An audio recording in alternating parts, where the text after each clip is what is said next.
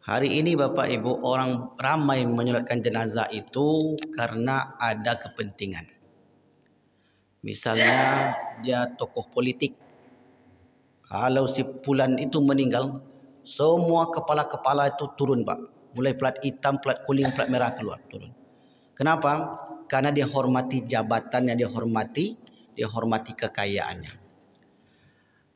Sementara seperti yang Bapak sebutkan tadi, ada orang amalnya baik tapi tinggal di kampung sedikit menyolatkan. Apakah itu tidak lebih mulia daripada orang yang ramai tadi?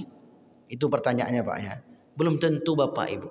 Karena kemuliaan seseorang itu tidak ditentukan oleh popularitas. Bisa jadi Pak, bisa jadi Bapak Ibu. Orang kampung kita yang awam, yang tak tahu menahu apa-apa, lebih mulia daripada ustaz. Ustaz itu kenapa dia dianggap mulia? Dia anggap Pak, belum tentu dia mulia juga. Karena dia punya ilmu. Karena kemuliaan itu merata semua orang. Makanya yang ditengok oleh Allah itu bukanlah fisik. Innallaha la yanzuru ila suwarikum wa ila ajsadikum. Tak tengok fisik kalian. Fisik ini artinya kan yang zahir. Status kalian, kemudian dan sebagainya. Wa yanzuru ila qulubikum, kepada hati kalian. Yang ditengok inna akramakum indallahi atqakum, yang paling bertakwa. Nah, seberapa mampu dia menolong tadi. Nah, yang menyolatkan itu semakin banyak, semakin ramai, itu semakin bagus. Betul. Itu hadisnya sahih. Tetapi yang ditengok dari ramai itu yang ikhlasnya. Karena ditentukan doa itu, sebaik-baik doa itu orang yang ikhlas tadi. Nah, keikhlasan orang kita tak bisa ukur. Kalau yang ramai tadi misalnya dia tokoh, kemudian yang menghantarkan itu betul ikhlas dia mendoakannya.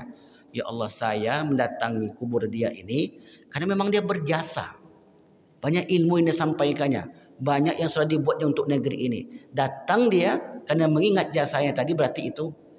Tapi kalau segan Pak, mohon maaf, hari ini mungkin banyak orang segan Pak. Enggak enak lah saya enggak datang dulu. Sama-sama kepala dinas kami sama dia itu. Berarti kan sudut pandangnya sudah duniawi. Nabi menegur Bapak Ibu yang amalnya itu karena duniawi.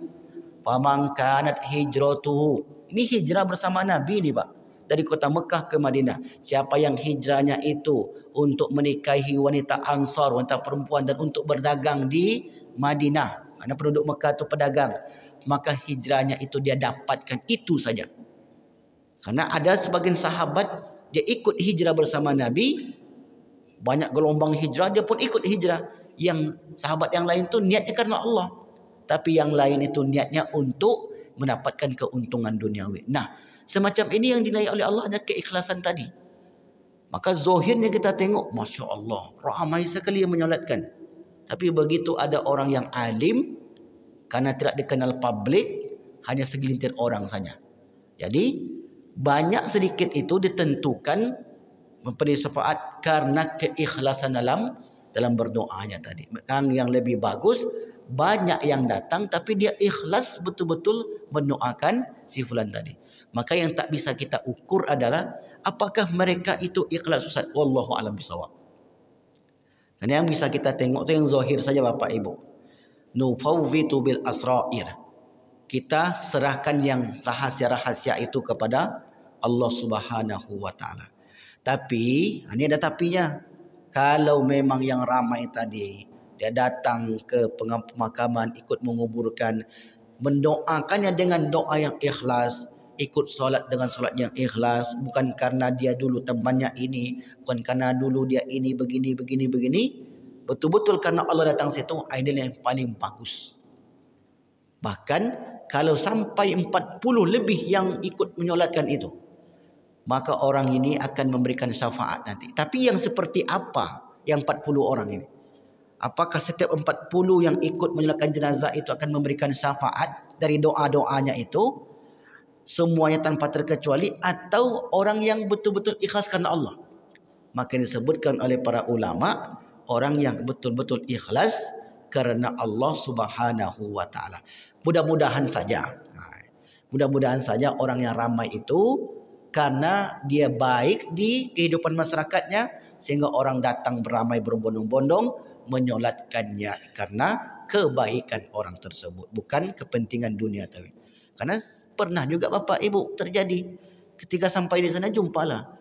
Nanti setelah dia itu saya lagi nanti itu yang akan menggantikan kedudukan dia. Sempat pula bincang-bincang situ Pak. Kontrak politik pula terjadi di situ. Nah, oleh karenanya yang semacam ini maka tidaklah masuk kategori dalam pahala tadi. Wallahu a'lam bishawab.